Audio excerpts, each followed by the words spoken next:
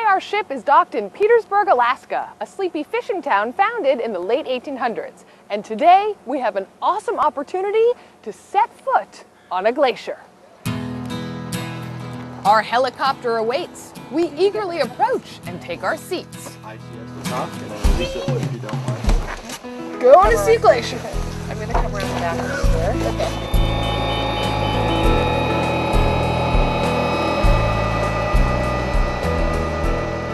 Lifting off for the short flight, the Earth begins to drift away and we turn our eyes skyward.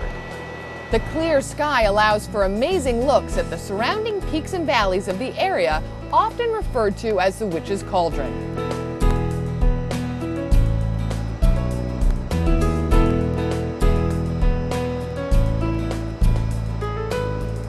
Silt-laden meltwater streams indicate that the glacier is not far away.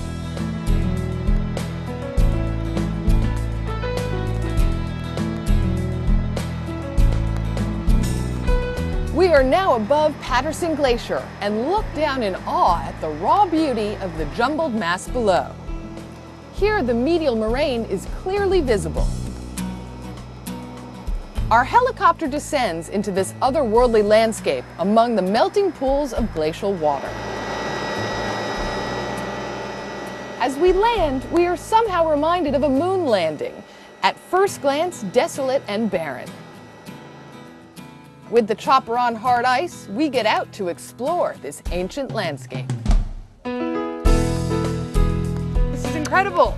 Isn't it? We're on Patterson Glacier, feeding out of the Stikine ice field up here in the Coast Mountains of southeast Alaska, not too far from Petersburg. Believe it or not, this is one of more than 100,000 glaciers in Alaska. Are you serious? I'm serious. I'm always serious. And you would look at it and think that it's stagnant, it's still, it's inactive, but it's alive. It's an architect. It has carved all these mountains around here. We owe so much to glaciers. They carved the Hudson River Valley. They deposited Manhattan Island. They created Cape Cod. They excavated the Great Lakes. They pushed the Ohio River down to where it is today. But how far back does this block of ice go? The ice is 500 years old. So you know that this ice was falling as snow that gets compressed into ice, perhaps around the time that Columbus came to America. And the colors are incredible. Just look at the blue of this melt pool called a moulin. So inviting, but a tad too cold for the touch. Wally, our pilot, plays the wise guy. If you can put your hand in there for more than a minute, I'll give you a quarter. A whole quarter? A whole quarter. It's safe to drink, right? You know, there is goats and bears around. I've drank in it for 14 years. I've never gotten sick. There are goats and bears around, but it's still safe to drink. All right. Mmm. Very fresh.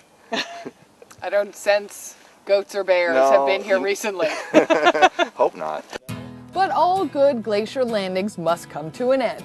So we load back up and leave Patterson Glacier in all of its glory. Unfortunately, our time is up on the Patterson Glacier and we must go back to the ship. But helicopters aren't the only way to get around. While we were high up in helicopters, other folks are having fun in the float planes. These planes are often used as a taxi service here in Alaska, ferrying people and supplies to and from work and home. A commute to the office can reveal amazing scenery with a glance out any window.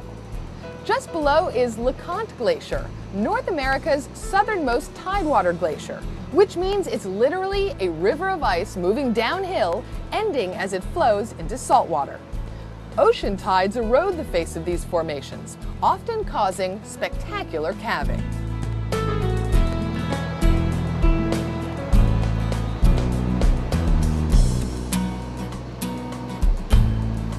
After an hour of high-altitude views, my ride touches down safe and sound.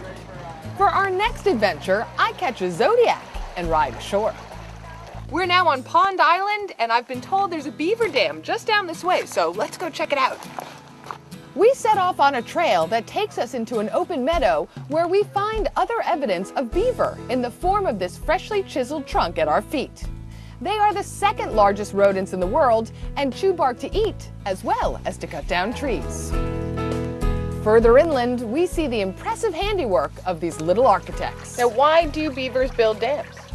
They build dams for a couple of reasons. If they can create a lake and then swim to the shore and get trees that are growing right near the shore, they eat the inner bark of the tree. So they'll cut down a tree, cut the branches to size, and then peel the bark off, and that's their food. Water allows them to access those trees safely, so they don't have to walk overland very far to get to their food. The other reason is that they can then build a lodge in the middle of that pond, and that's a very safe place for them. No predators can get to them. We trek through boot-sucking mud to find the pond created by the beavers' diligent work. Kim, also a National Geographic wildlife photographer, lends his expertise in capturing this scene on film. In the distance, the pine and the hemlock and the mountains, but not too much of the sky, because the sky is so bright. I don't want it to create a tremendous contrast to the rest of the picture. Setting up his tripod, he grabs the perfect frame. But our day does not end with the dam. Mother Nature has more in store for us. We pause at a powerful waterfall, and even the non-professionals are provided with another perfect photo opportunity.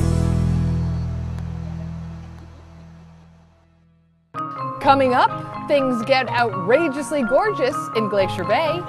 We sneak peeks at incredibly cute critters, not to mention a run-in with a bunch of wild bachelors. Next on Toni On, Alaska.